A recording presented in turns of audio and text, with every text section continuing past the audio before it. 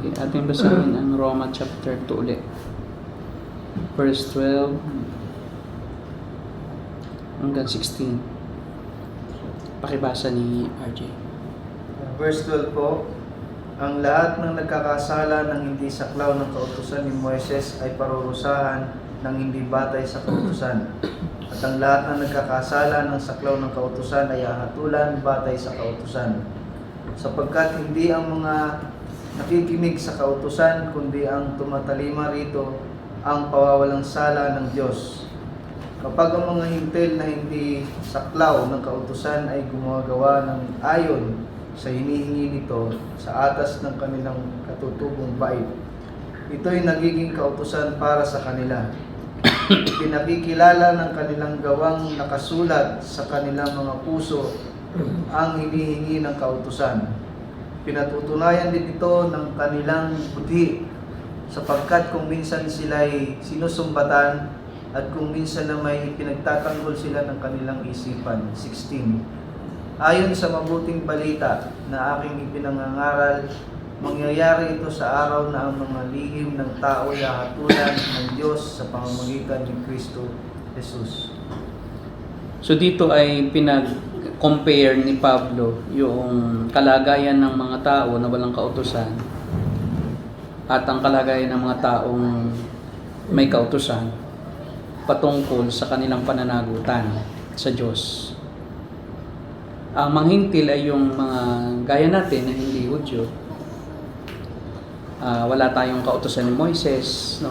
Mayroon na tayo ngayon kasi nga naging Kristiyano tayo. Pero nung hindi pa tayo Kristiyano, lalo sa mga bansa na hindi Christian, sa mga bansang pagano, no? Talagang Hindu, Buddhist, sa mga tribo, wala talaga silang alam kung ano yung kalooban ng Diyos. Kasi nga, hindi nakasulat sa kanilang libro. Wala silang libro eh. Wala silang alam tungkol sa mga bawal ng Diyos. Kaya, ito yung tinutukoy ni Pablo. So, ang mga Hudyo naman ay may kautusan. Pero ang problema sa mga Hudyo ay hindi rin naman sila nakakasunod sa kautusan. So, kahit sila ay may mga kasulatan at alam nila kung ano yung gusto ng Diyos at bawal ng Diyos, eh hindi naman sila makasunod doon. Kaya ang sinasabi rito ni Pablo, ang lahat ay talagang walang maidadahilan dahil lahat ay nagkasalay, walang makasunod sa kautusan. Doon sa mga pagano na walang Diyos, walang Bible, walang kautusan na narinig, ang sabi rito, yung budhi naman nila ang umuusig sa kanila, no? Kaya sabi rito sa verse 14, kapag ang mga hintil na hindi saklaw ng kautusan ay gumagawa batay sa panuntunan nito ay sa kanilang likas sa pag-iisip, ito'y nagiging kautusan para sa kanila. At pinatutunayan ito ng kanilang budhi, sapagkat kung minsan sila'y sinusumbatan nito at kung minsan naman sila'y pinagtatanggol nito sa kanilang isipan. So kaya yung mga tao na hindi alam ang salita ng Diyos, hindi alam ang kautusan, hindi alam ang Biblia, hindi Kristiyano, hindi Hudyo, hindi Muslim. Kasi ang Muslim, mayroon din silang kautusan mayroon silang lumang tipan. So alam din nila. Ngayon, itong mga paganong ito yung mga talagang totally isolated, hindi nakarinig sa Bible. Ang tanong, sila ba'y parurusahan ng Diyos? Samantalang hindi naman sila nakakaalam o hindi naman nila alam ang kalooban ng Diyos. Sabi ito ni Pablo, meron silang budhi. At pag ang kanila daw gawa ay sinumbatan ng budhi, yung kanilang puso sa kanilang ginawa, nagiging kautusan na rin yun sa kanila. Nalalaman nilang mali di ba? So, pag sila ay nagkasala, nakapatay, halimbawa, itong mga taong ito na walang Biblia, walang alam sa kautusan ng Diyos, yung mga nasa malalayong lugar, pag sila nakapatay, alam din nilang mali. Kaya doon sa sundot ng budhi na yon na mali, kautusan din yon. Nakasulat sa puso nila na mali yon. Ginawa mo, nagiging nagiging kargo ng kanilang budhi. Kaya ang kanilang hatol sa kanila ay kung ano yung inihatol sa kanila ng budhi nila. At dahil sila ay nagkasala rin, hahatulan din sila, sa impyerno din sila. So wala talagang taong ligtas sa hatol ng Diyos kasi lahat ay mayroong kaalaman na likas sa kung ano ang mabuti at masama. At kung ano yung mabuti, natural, iyon ang kalooban ng Diyos. At inire-reveal ng kanilang budhi, kadalasan, kung ano yung kalooban ng Diyos sa pamamagitan ng kanilang budhi. At, halimbawa, bata ka pa, ako noon, hindi ko pa alam ang Bible, ako ay hindi pa rin, wala akong alam sa salita ng Diyos. At ito'y karanasan nating lahat. So pag nangungupit ako sa bulsa ng tatay ko, may sumusundot sa aking budhi. Wala naman nagbabawal na, bawal ang mangupit. Wala naman nagturo sa akin na bawal ang magnakaw. Bawal ang kumuha ng di akin. Pero pagka ako ay nangungupit sa bulsa ng tatay ko, kahit piso, may sumusundot sa aking konsensya, sa aking budhi. Yung budhi at konsensya halos alternately ginagamit yan. So, nakukonsensya ako. So, at parang may nakatingin, no? Parang may nakatingin na isang hindi mo nakikita. Na yung nakatingin na yon na hindi mo nakikita ay alam mo na mayroon siyang gagawin sa'yo. So, likas sa tao na mayroong kaalaman na may isang makapangyarihan na hindi nakikita na ang kalooban niya ay yung huwag kang gagawa ng masama sa kapwa mo. At yun dahilan kung bakit lahat ng tao nasa ilalim talaga ng hatol. Kasi hindi mo pwedeng sabihin na hindi ko alam na masama yan, kaya ko ginawa. Kasi pag ginawa mo na yan, itinanim ng Diyos sa puso mo yung konsensya na uusigin ka nun. Kaya hindi pwedeng sabihin na, ay total, hindi naman iyan nakarinig ng salita ng Diyos, di safe yan. Huwag na lang daw pangaralan ng Ebanghelyo kasi kung yung Ebanghelyo pa ang magiging dahilan para sila husgahan ng Diyos dahil malalaman nilang kautusan, ay di wag na lang nating pangaralan, di ba? Kasi mas magiging delikado pa sila kung malaman nilang Ebanghelyo tapos hindi sila naniwala or nagkaroon sila ng pamantayan, edi ngayon hahatulan na sila. Hindi. So kahit hindi nakarinig ang isang tao ng Ebanghelyo ni Kristo, hindi sila naabot ng gospel, ay mayroon pa rin manifestasyon ng kalooban ng Diyos sa kanilang buhay sa pamamagitan ng kanilang budhi na sinusundot ang kanilang budhi ng pag-uusig kapag sila ay nagkakasala. At yun ang gagamitin ng Diyos laban sa kanila. So, kasi ang iba ang sinasabi, makatarungan ba ang Diyos na parusahan niya yung mga, halimbawa, nasa mga tribo, sa pusod ng kagubatan na kanyang dadalhin sa impyerno, hindi naman nila alam kung ano ang utos ng Diyos.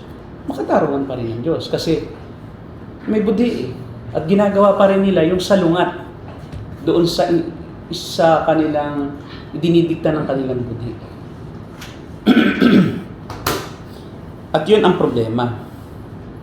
Talagang walang makakaligtas dahil lahat ay nagkasalay. Ngayon, nasabi naman ni Pablo, paano naman yung mga Hudyo? Sabi ito, ang mga Hudyo ay mayroong kautusan, sila ay nagkakasala at hahatulan batay sa kautusan. Sapagkat hindi ang mga nakikinig sa kautusan, kundi ang sumusunod dito, ang siyang pawawalang sala ng Diyos. Ngayon, ito ang tanong. Ang pagpapawalang sala ng Diyos ay sa pagsunod sa kautusan. Ang tanong, nasunod ba lahat ng mga Hudyo ang lahat ng kautusan para sila mapawalang sala? Hindi. Kasi lahat ng tao, kahit alam mo pa ang salita ng Diyos, alipin ka ng iyong sariling kalooban. Kasi patay ang tao sa kasalanan. Kahit anong gusto niyang iwas o tanggi doon sa kasalanan, ayaw niyang gawin, yung laman naman niya ang kusang gumagawa kahit ayaw ng isip niya.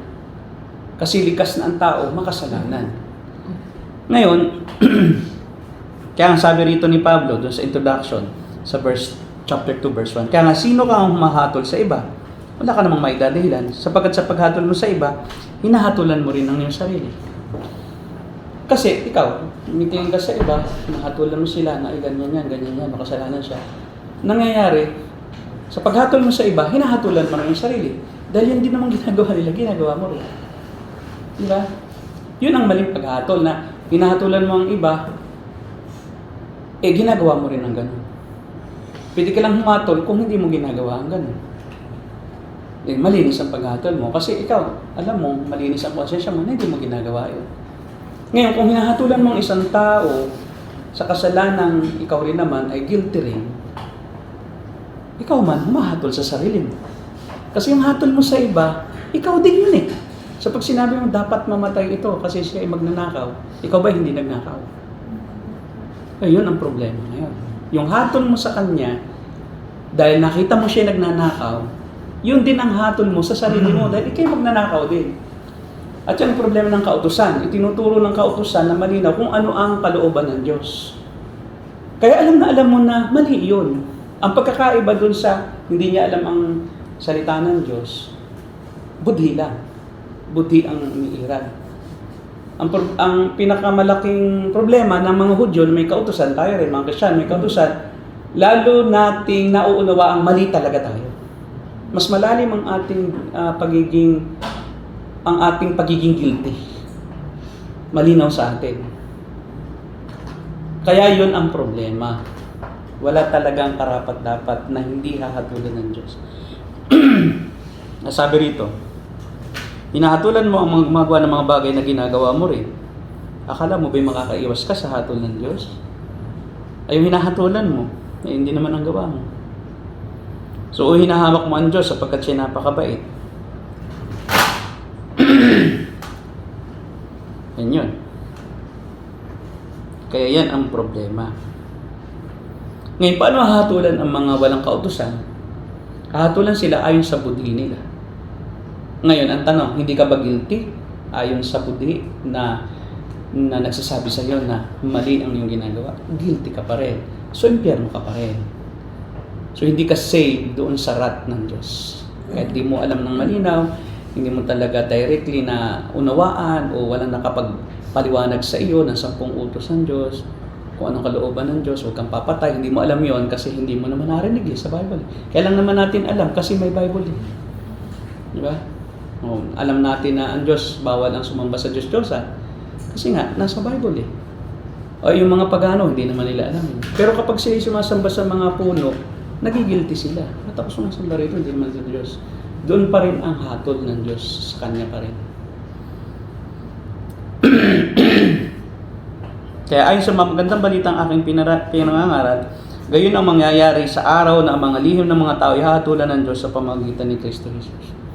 So isang araw, lahat ng kasalanan ng tao, hintil man sila o wala silang kaalaman sa utos ng Diyos, o nasa tribo man silang napakalayo, na isolated na lugar na hindi na sila naabot ng kahit anong mga babasahin na makakapagturo sa kanila ng tungkol sa kautusan ng Diyos. Isang araw, hahatulan pa rin sila. Ito yung katibayan na ang tao ay may kaluluwa eh. Na ang tao, sabi nga niya, hahatulan ng Diyos. Paano ka hahatulan ng Diyos kung wala ka na? Namatay ka na.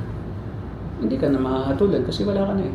Kaya hindi talaga cessation from existence yung kamatayan. Ang kamatayan ay an entry to eternity. Yan. So, kamatayang pisikal ay pagpasok sa walang hanggang kalagayan. Hindi siya pagkaputol ng pag-iral mo, na wala ka na hindi ka na mag-exist. Kundi, ang kamatayang pisikal lang ang mag-a-usher sa'yo sa walang hanggang kalagayan. At ito ang tanong, dahil ikaw ay nagkasala, haharap ka sa hatol ng Diyos. So, all men stand condemned. That's a problem. Hintil ka man, Hudyo ka man, wala kang kautusan o may kautusan ka, pareho lang naman kayo na gumagawa ng parehong kasalanan na tinututulan at salungat sa kalooban ng Diyos. Kaya sabi sa verse 17, ikaw, nagsasabi ikaw ay Hudyo at nananalig sa kautusan, pinagmamalaki mong may kaugnayan ka sa Diyos. Sabi mo ay alam mo ang kanyang kalooban, sumasang-ayon ka sa mabubuting bagay, sapagkat ito natutunan mo sa kautusan. Ang palagay mo ay taga-akay ka pa ng bulag, tanglaw ka pa ng mga nasa kadiliman, tagapayo ng mga hangal, at tagapagturo ng mga bata. Dahil natuklasan mo sa kautusan ng buong kaalaman at katotohanan, nagtuturo ka sa iba, ba't di mo turuan ng iyong sarili? Nangangaral kang masama magnakaw, bakit ka naman nagnanakaw? Eh hindi naman ang pagnanakaw lang ay pagkuha ng isang bagay. Pati naman oras nanakaw din. Kung oras ka ng trabaho tapos di ka nagtatrabaho, nanakaw din yan. Pagnanakaw ng intellectual property, diba? Nag-code ka ng isang statement na hindi mo inonor yung tunay na author. Oh. Pag nanakaw pa rin yun, tinuring mo sa'yo. So pag nanakaw ng panahon ng iba, pagka ikay may meeting, tapos inindyan mo, ninakaw mo ang kanyang panahon. Ninakaw mo ang kanyang lakas. Kasi nagpumunta na siya roon, gumastos na siya. Ninakaw mo ang kanyang pera. Kasi alam mo namang may meeting ka, ganong oras, hindi ka doon, lalo na pag inindyan mo. Di ba yung ikay na late lang, at least mayroon ka pang ginawa para at least masatisfy mo yung effort niya. Pero yung talagang alam mo may meeting ka, hindi ka umattend na. Hindi ka dumating ng tama sa oras at hindi ka na talaga dumating.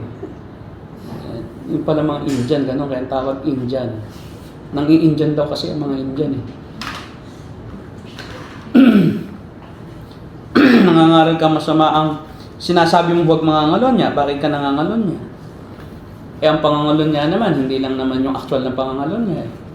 Ang pangangalon niya, yung nag-isip ka rin ng pangangalon niya sa isip mo. Kahit sa isang picture o sa isang artista na hinahangaan mo. Diba? Ang pangangalon niya, hindi yung actual na pangangalon niya. Ang pangangalon niya, yung nag-isip ka rin ng masama sa isang tao na hindi mo asawa. Tapos may asawa ka. Tapos sinahatulan mo yung iba, pangangalon niya ito, pero ikaw naman, ganun din. Wala kang matatakasan, hindi ka makakatakas. Nasusuklang ka sa mga Diyos-Diyosan. Bakit ninanakawan mo ang mga templo nila? Ito'y para sa mga Hudyo, no? Susuklam sila sa mga... Kasi ang mga pagano, hindi naman yan nasusuklam sa Diyos-Diyosan. Gusto na nila sumamba sa mga iba-ibang Diyos. So ito'y para sa Hudyo. Kaya ito ikaw ay Hudyo. Para ito sa Hudyo. Kasi alam nila, bawal ang ganito, bawal ang ganyan, bawal ang magnakaw. Pero ang mga Hudyo, magnanakaw lahat. Ayaw sa Diyos-Diyosan, pero ninanakawan mo ang mga templo ng Diyos-Diyosan. Di ba? Sa paanong paraan?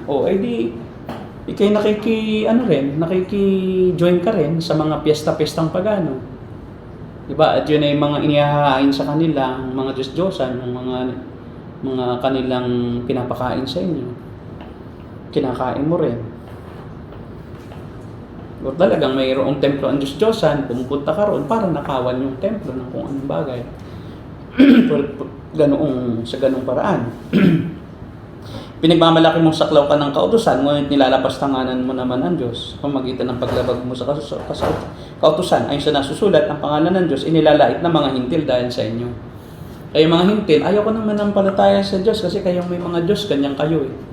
Umapatay kayo, ba't pa ako magiging gaya ninyo? Di manatili na lang akong ganito.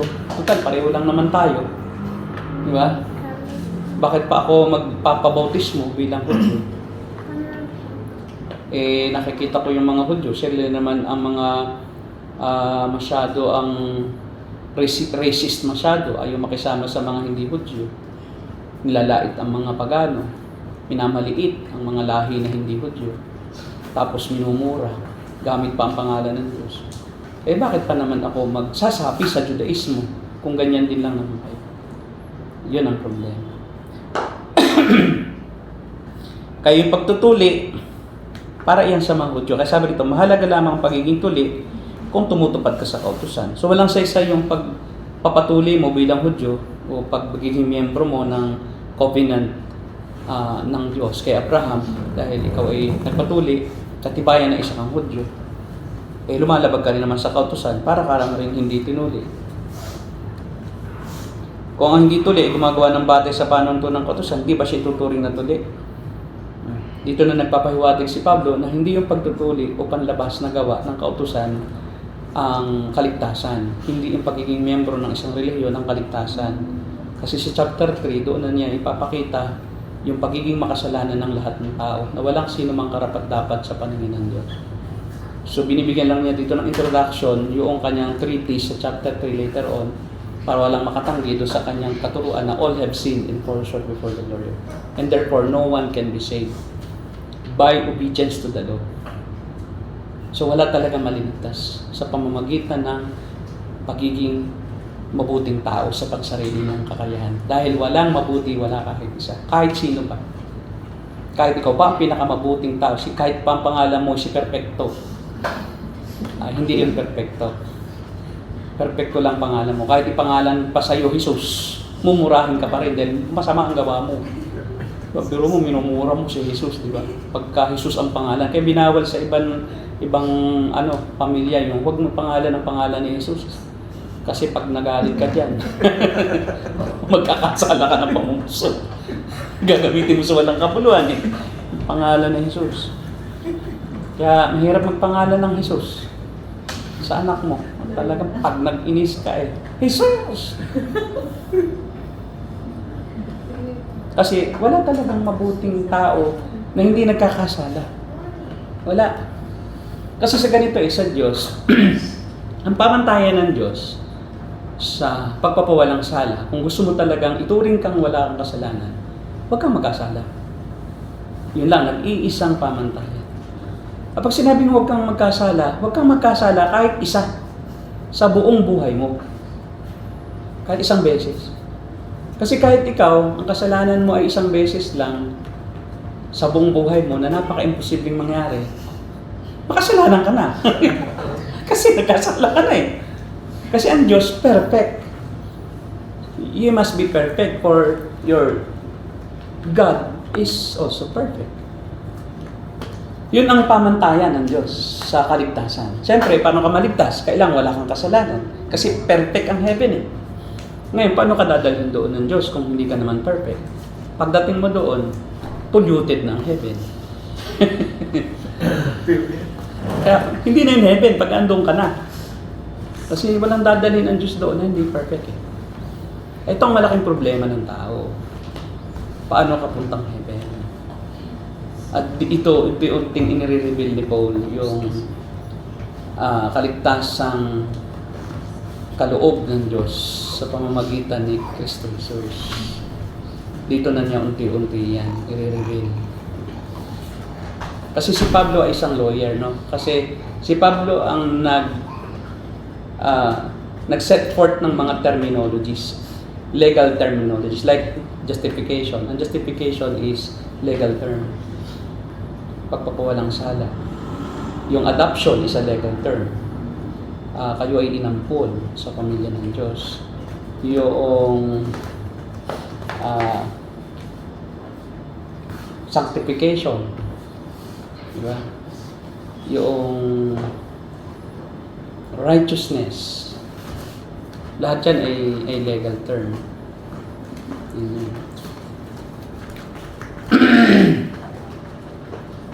Sabi rito, sapagkat ang pagiging isang tunay na Hudyo ay hindi dahil sa panlabas ng kaanyuan o dahil sa pagtutuloy sa laman. Ang tunay na Hudyo ay ang taong nabago sa puso't kalooban ayon sa Espiritu. Kanya ito bibigyan diin sa chapter 11 na doon ay pinag-isa na ng Diyos yung dalawang bayan na yung mga hindi Hudyo na bansa ay inilapit ng Diyos sa mga Hudyo para sila maging isang bansa na. So wala na ritong pagkakaiba between a Jew and between a non-Jewish person. Sila ngayon ay iisa na. At sila ang tinatawag na Bride of Christ sa pamamagitan ng Universal Church. Kasi ang local church, may nakahalo dyan na hindi saved.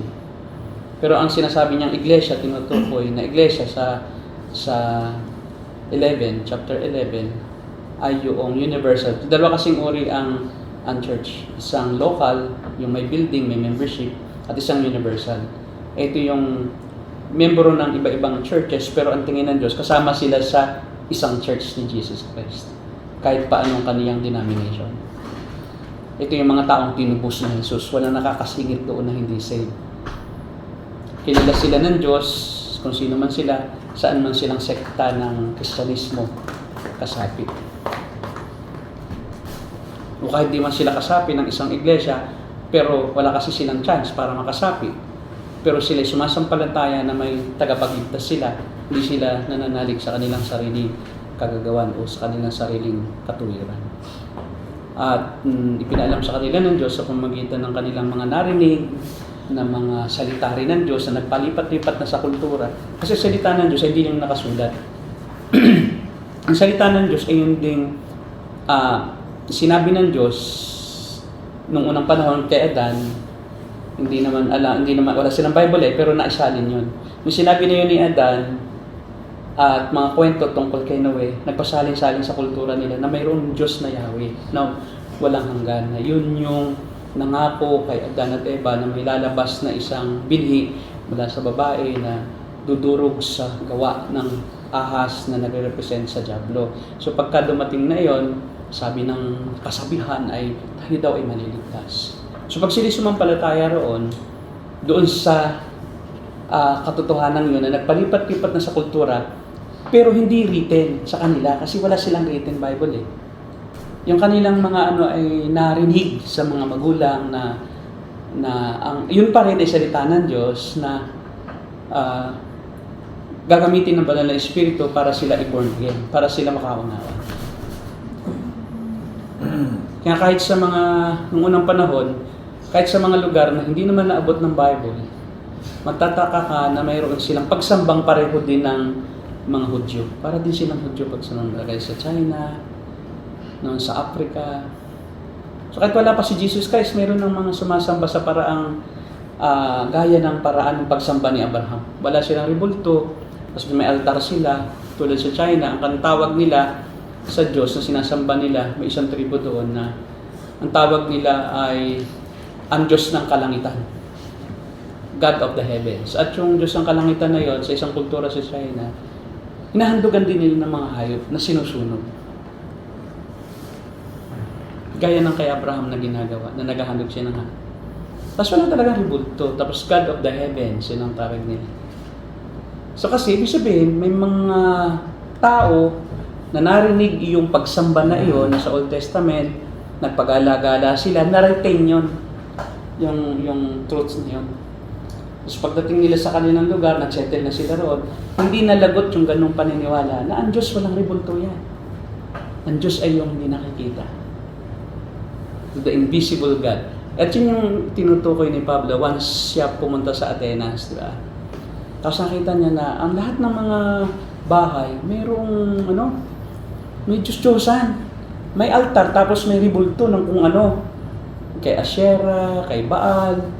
Tapos sa paglalakad niya, sabi niya, may nakita siyang altar, walang ribulto. Tapos ang nakalagay, to the invisible God. Iyon ang ginawa niyang springboard. Ibig sabihin yung taong yun, siya ay iniligtas ng Diyos. Kahit na hindi pa nangaral si Pablo, mayroon ng gospel siya. Na ang Diyos hindi niya nakikita. Paano malaman ng taong yun, yung katotohanan yun, kung hindi niya narinig yan sa iba-ibang kultura din, di ba? Tapos yun ang naging springboard niya. Sabi niya, sa pag-iikot ko rito sa lugar na ito, sa Atenas, napon ako na ang dami-daming lahat halos ay mayroong altar at mayroong mga Diyos-Diyosan. Pero sa paglalakad ko, mayroong akong nakitang isang altar na nakalagay sa Diyos na hindi nakikita. Yun ang Diyos na aking pinapangaral sa inyo ngayon. Ipapakilala ko siya. At siya pinakinggan ng mga tao. Pala nitong ganun. Kasi sa kanila, ang Diyos may picture. Pero mayroon talagang pinili ang Diyos. May hinirang ang Diyos sa lahat ng lahi, tribo, bansa. Ito ang problema. Paano maliligtas yung halimbawa? Matagal na matagal ng panahon, nasa gitna ng pusod ng Amazon jungle. At may isang tribo doon na talagang cannibalistic. Tapos, alam mo sa mga tribo na sa Amazon, may isang may isang tribo na pag ang bata ipinanganak na halimbawa may defect sa physical appearance, like kung bingot, papatayin agad yun. Kasi ang paniniwala nila, demonyo yung batang yun, o may sinapian yun ng demonyo, nung evil entity. At malas yung batang yun. So pagka ibinuhay mo yun, buong tribo magkakaroon ng sakit, magkakaroon ng sumpa yung mga gutom. At ang ginagawa nila, ang pinapapatay nila doon, yung mismong magulang. Pag hindi pinatay ng magulang iyon, papatay naman yung magulang. Utusan yung nanay, pag di pinatay, tatay. Pag hindi pinatay, papatayin yung tatay. Talagang papatayin, lahat, buong pamilya. Ngayon, may isang bata doon na nailigtas na mag-asawang missionary. Dahil, nung isilang yung bata, normal siya, pero hindi siya nakakalakad. Kasi yung mga tribo, nabawa, dapat nang lumakad. Alam nila yan na normal na 2 taon dapat naglalakad na yan, tapos uusal-usal na yan ng mga salita. Ay hindi, yung batang yun, hindi. Late siya. So inutusan ng pinuno ng tribo, ng chieftain, na yung batang iyon, patayin. Hindi kayang patayin nung nanay. Pinatay yung nanay. Pinapatay sa tatay, hindi rin kayang patayin. Hindi rin napatay. Ngayon, pinapatay sa kapatid, hindi din niya kaya. Tapos sinubukan yung batang iyon patayin. Nakaligtas. Hindi namatay. Sa ginawa ng bata, itinago niya yung sanggol sa jungle, sa puno, doon sa parang may guwang. Doon niya nilagay yung bata. At doon niya pinapakain, dadala niyang pagkain. Hanggang sa mailigtas yung mga missionary. Yung bata ang pangalan Hakani. ito ang tanong. Paano ang lahat ng bansa at tribo may representative sa langit? Isa iyon sa dahilan na mayroon. Dahil ang batang namatay na bata sa langit. Pag nabuhay yung batang iyon, pinatay. Yung tribo pwedeng hindi maligtas lahat kasi maaaring talagang walang kultura na narinig sila na may Diyos, hindi sila makasamba sa tunay na Diyos. Talagang hindi sila iniligtas, yung buong tribong yun.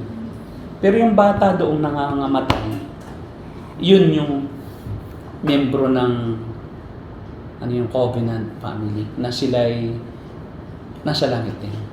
At syempre, sa glorification ng katawan nila, bibigyan din sila ng katawang perfect din. Hindi bata. Hindi tiyanak. Parang kung paano pag namatay ka na 100 years old, pag ikaw ay binigyan ng katawang makalangit, perfect din na body. Ganun din yung logic ng katawan ng bata na siya namatay na bata. Hindi pwedeng siya mahina sa langit. Kailangan siya bigyan din ng pare-pareho ang lakas ng katawan. Kung ano yung pinaka-edad mo na ikaw ay pinaka-malakas, yun ang magiging katawan mo sa langit. At recognizable din. Magkakakilala tayo dahil bibigyan tayo ng abilidad ng Diyos na makilala natin ang ating mga mahal sa buhay. Yun yung pinaka-grand reunion sa langit. Ako may kapatid ako na nauna sa akin na namatay, yan ang isa kong pag-asa. Kasi hindi ko na siya nakita eh. Ano kaya may itsura nun? So, ako wala akong hope na makikita ko siya. Pero nung maunawaan ko ito, may hope ako. Hahanapin ko talaga yun doon. Then naroon yun. I do believe papakilala yun sa akin ng Diyos. Yung kapatid ko na yun na namatay. Na nauna sa akin kasing isinilang, bago ko panganak, namatay na siya. Kaya kami lahat ay 14. Akong pinakapanganay. May isa pang naagas. Nung ang nanay ko ay age 50, 49, nanganak pa yun. 49 yata, 40. Yeah, 48 nanganak ang nanay ko. Pero naagas. Nabuhay lang siya, hindi man naagas. Kulang sa buwan, nabuhay pa yung bata ng 2 araw, gano'n. Gusto kong makita, dahil nasa bayan ako ng Patanungan nun. Umuwi ako, di ko na inabutan, nailibing na. Ang bilis, no? Hindi mo lang pinakita sa amin. Yung 2 yun, hahanapin ko. Pareho pa naman babae yun. Kano kaya yung tsura nila? Siguro artistahin din. Gaya ng nanay ko. Hindi na. Patawa si Bliss. Ilang kalahin natin na sa 14. Ha? 14? Kayo magkakapatid. 14. Malabas 14. Ako ang pangalawa sa panganay sa lahat. Second. Pero ako ang pinakapanganay sa lahat ng lalaki. Kasi yung babae naman, hindi yan binubukod. Sa mga Hudyo kasi, ang pinakapanganay na lalaki, sineset apart. Itinatalaga sa Diyos. Nihandog sa Diyos. Kasi Jesus Christ, di ba? Dahil siya panganay na lalaki, dinala siya sa templo, ihandog. Kasi yun ay set apart. Para sa Diyos yun. Sa kulturang Hudyo. Hindi naman tayo Hudyo, pero maganda rin no? Maganda rin isipin na pag panganay ka, tapos naging Kristiyano ka, set apart ka talaga. No? Meron ba yung sabi yung panganay na anak ay mas malaki ang kanyang part sa mga kayamanan? Lalaki. Kasi Yung lalaki. Ang babae sa mga Hudyo, Ganyan sa wala Chinese. silang value. Hindi man walang value, kundi wala siyang mataas na value. Ganun siguro sinusunod ng Chinese po. Kasi sila, Chinese. si nanay, tatlo lang sila magkapatid. Panganay nila, lalaki, tapos silang dalawa, babae. Tapos, yung bunso nilang kapatid na nanay ko, reklamo kasi yung kanyang ang kanyang panganay na lalaki, mas malaki ang share na lupa. Ganun talaga ang Yung Bible kultura. pala ay gano'n. Ganun. Yung pala yung panganay na lalaki, mas malaki ang share. Kasi kaya ganoon, ang panganay din na lalaki, ang maghihintay na mamatay ang kanyang mga magulang dahil siya ang may pinakapangunahing responsibility na mag-alaga kung may sakit ang nanay at magpalibing. Kaya double sa kanya. Kasi may responsibility din siya. Kaya yung, di ba, hindi ito naiintindihan ng ibang pastor. Katulad dun sa kay Logan, sa Bio, na namatay yung nanay nitong member, Diaconess, si Ate Nati. Eksaktong nagsiservice nung mamatay, naghihingalo pa. Kaya pumunta yung panganay na anak nitong Diaconess, galing doon sa lola, sa Kaludkot. So, agad nagbangka, tapos pumunta sa church, eksaktong Sunday. Sabi nagpaalam ngayon itong si sister natin sa pastor. Yung pastor ay hindi nga alam yung kulturang yan. Kaya mali ang application. Di sabi noong nitong, nalimutan ko pangalan ng panganay. Sabi, Nay, naghihingalo na ang lola. Gusto ko daw makakausap bago mamatay. Di siyempre, Pilipino. Alam na nilang babawalan ng pastor. Pero naglakas loob. Pastor, pwede bang sumama muna ako dito sa anak ko at naghihingalo daw na nito? Sabi ng pastor, sabi ng Panginoong Jesus, hayaan mong ipalibing nila ang kanilang hayaan mong ipalibing ng mga patay ang kanilang mga patay. Kayong mga buhay sa Espiritu ay dapat dito. O mga patay, hayaan mo yung mga kamag-anak ng patay sa Espiritu, yun ang hayaan mong palibing sa patay din. Hindi niya naunawaan. Kasi kinuha niya yung verse, di ba may lalaki na sabi, Panginoon, susunod ako sa inyo, saan man kayo pumunta.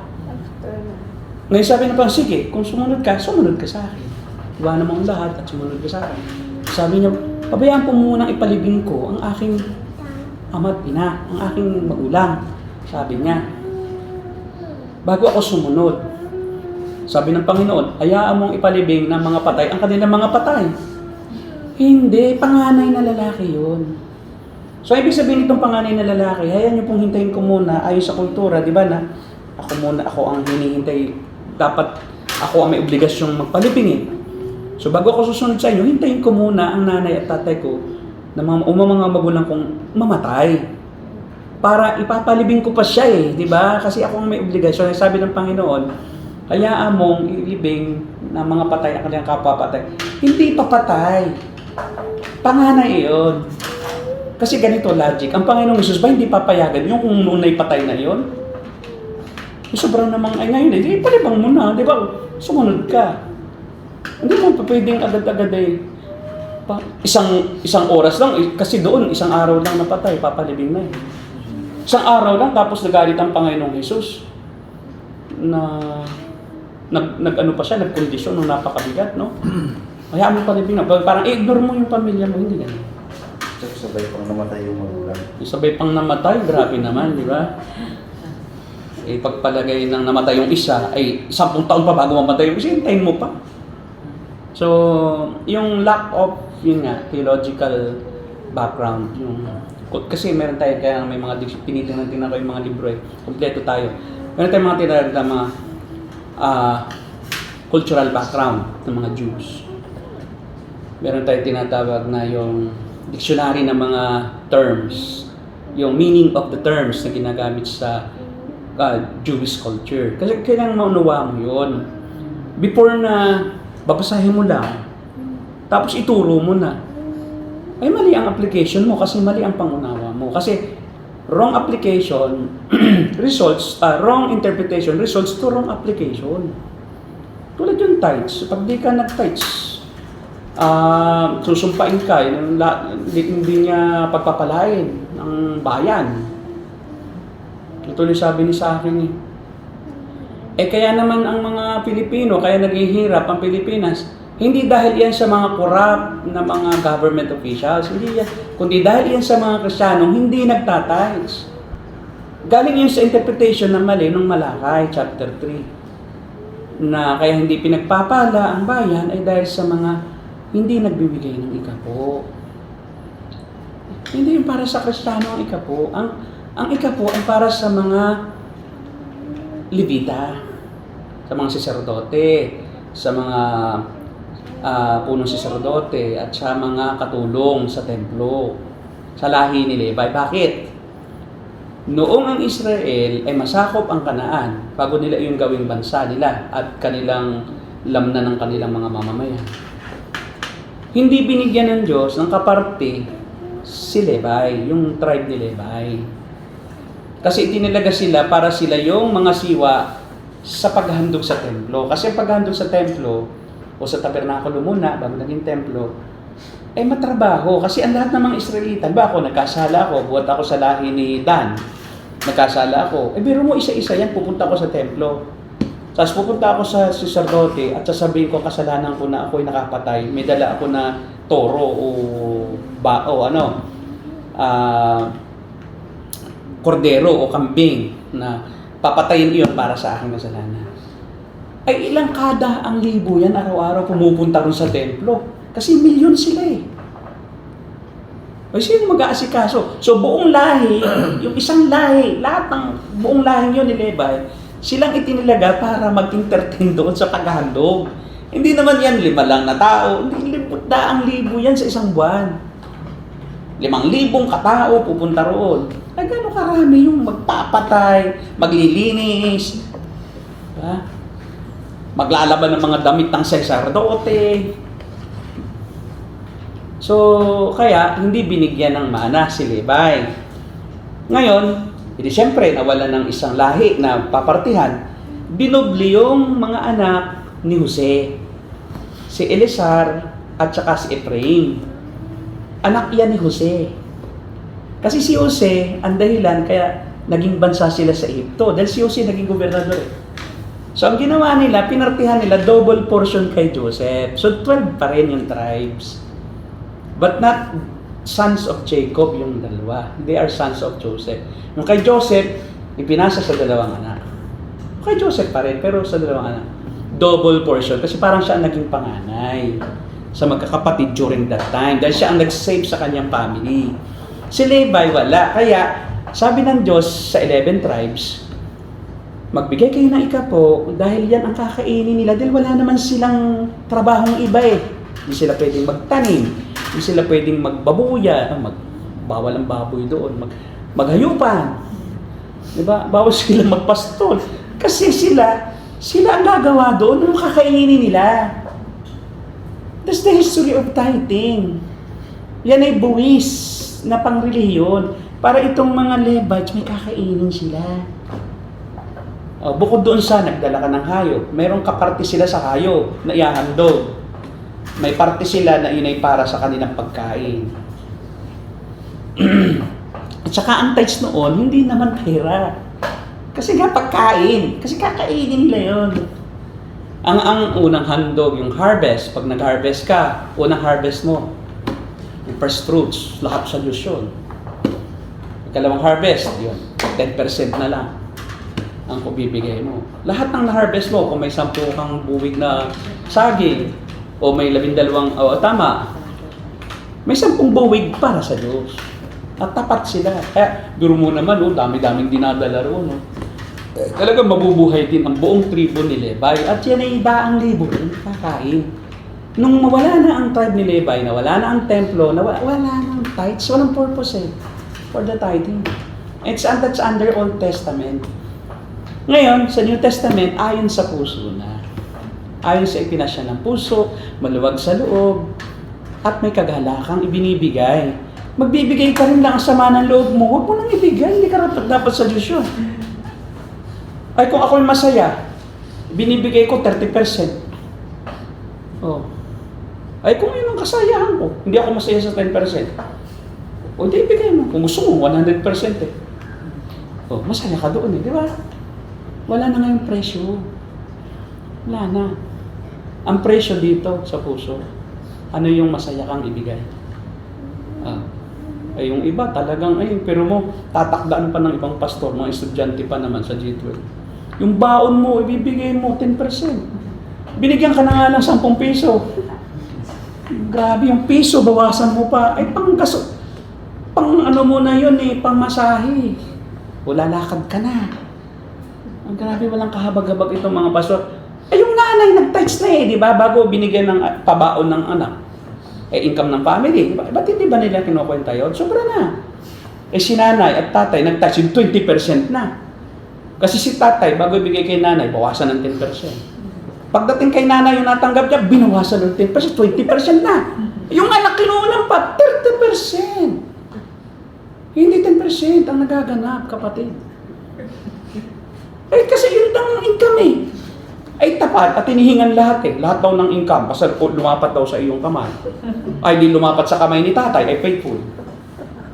Oh, di bibig. Sanda, may 10 piso na si pastor.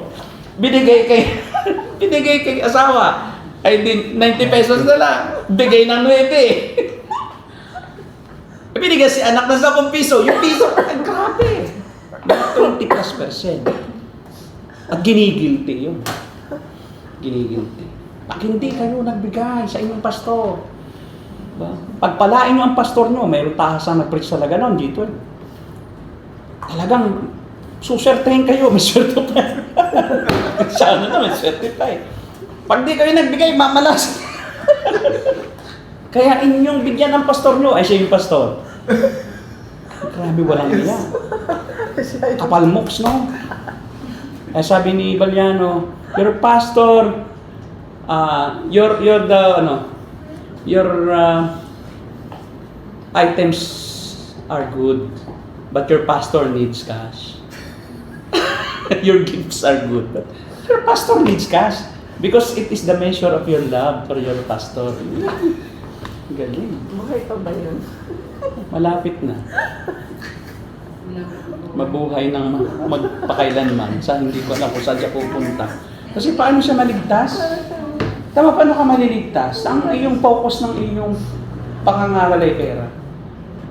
Kaya sabi nga, the root of all evil is not money. And it's not love of money, but lack of money. Hinago pa ang Bible. Kasi love niya ang money. O ito hindi siya maliligtas dahil siya makasalanan. Di baguhin mo ang Bible para ligtas ka pa rin. That's the problem. Ewan ko ba dyan sa mga yan, naniniwala pa rin hanggang ngayon doon. Ay, kulto na nga ay. Hindi naman, wala naman dito yung naniniwala. Marami sa online. Marami pa rin hanggang ngayon, G12 pa rin.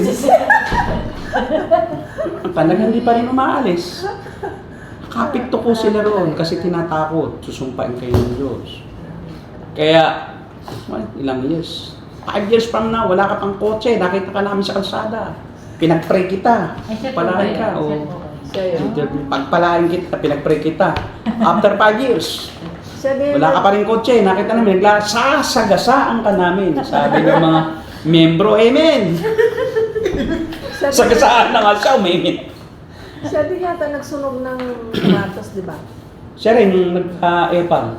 Sunog siya. Nagpa-epal. No, na ano siya, doon yung unang napansin. Yung Nike, kasi daw, bakit Nike ang parang for LGBTQ ang Nike noon? Parang gano'n. Isa lang. Oh, nagpaipal sa social media, lahat ng Nike na sapatos, sinunog. Pakitang tao lang naman. Eh, syempre, akala mo talagang banal. Punta sa kanya. Nako, lumabas yung mga video na puro panghingi. Ewan ko ba. Eh, yung tao naman ay nakikinig, gusto din na naman nila yung message na yayaman din sila. Reason why they are continuing to believe is because they have that desire to be rich. So still, the motive for giving is invalid. It is not for the love of God, but it is for love of money pa rin. Hindi pa rin sa Diyos. Kaya ako nagbibigay, dudublehin ng Diyos yan. O, bakit ka? Ba't yun ba ang motibo nga ng pagbibigay? Dublehin? Hindi yun. Tama, ano yun? Ginagata. Bangko ba ang Diyos? Eh, ang bangko nga, ano lang eh. Di ba? 3.5% eh. Gusto mo sa Diyos? Double? Double naman. Aba, hindi lang bangko ang tingin mo sa Diyos.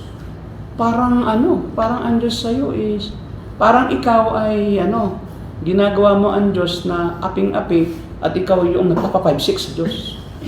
Di ba? Kasi pa 5-6 ko to. Babalik ito. 20%. Ay, hindi lang 20%. Eh, dahil mo pambumpay sa Diyos. At sabi, pag nag-tithes ka daw, para daw pinapahiram mo ang Diyos. Ha? Pagka daw nabigay ka sa mahirap, para daw pinapahiram mo ang Diyos. Kapatid, that's only a proverb. Proverb yun. It is not a didactic passage.